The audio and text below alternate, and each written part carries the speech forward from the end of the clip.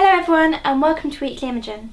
Today I'm going to be talking to you about using natural light within photographs.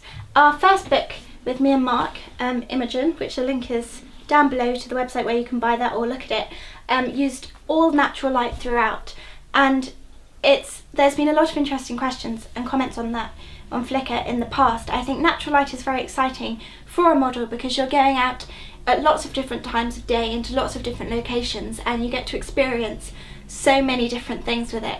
I think equally for the photographer it can be very exciting, but it also takes quite a lot of bravery because unlike using studio lights, you don't have the same control over your lighting.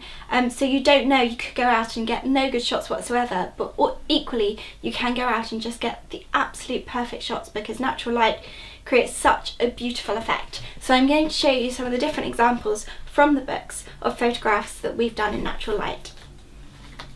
So my first example for you is one we did, I think this must have been after, I guess, a year or so of modelling, and it's this one here. And this was taken in a car, so Mark was outside with the camera and I was inside the car looking through the window, and it's created quite a dingy effect. It was taken in the evening and that darker light added to the effect, and we also wanted to create a rain effect, so we poured water all over the glass, but I think it's quite atmospheric even though it's not a very sharp and light image. The second one is this one here, which was taken in Victoria Station. I think this is quite interesting in terms of using natural light because this was an image that we hadn't planned.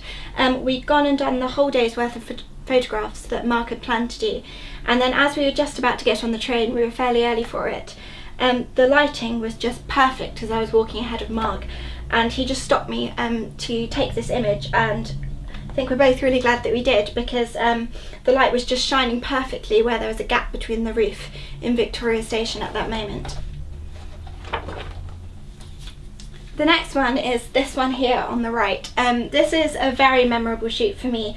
The lighting here absolutely looks beautiful on the water, but this was actually a really difficult shoot. It was in the autumn and it was in a pond and it was in England, so freezing cold, and I'd had a lot of apprehension towards the shoot because I actually have a bit of a phobia of putting my head underwater in showers and things like that.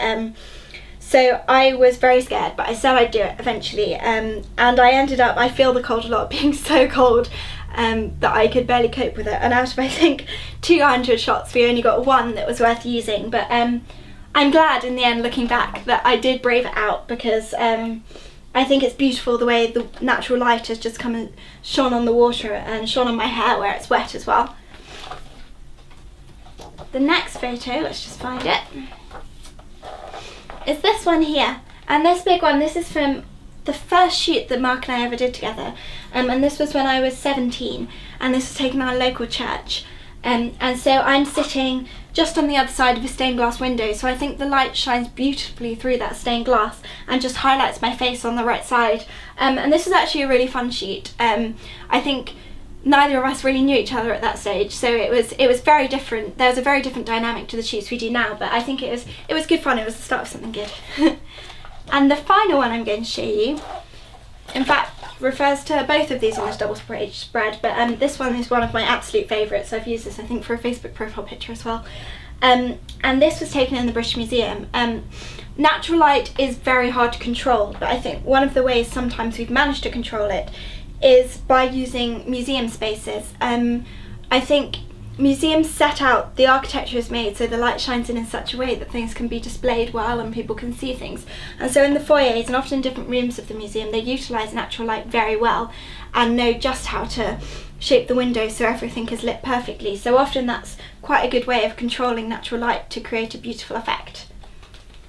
I hope you've enjoyed this video, and please check out the link below to my book. Buy it if you wish, but you can also flick through online. Thank you for watching. Please comment and like and subscribe if you want to, and I will see you next week.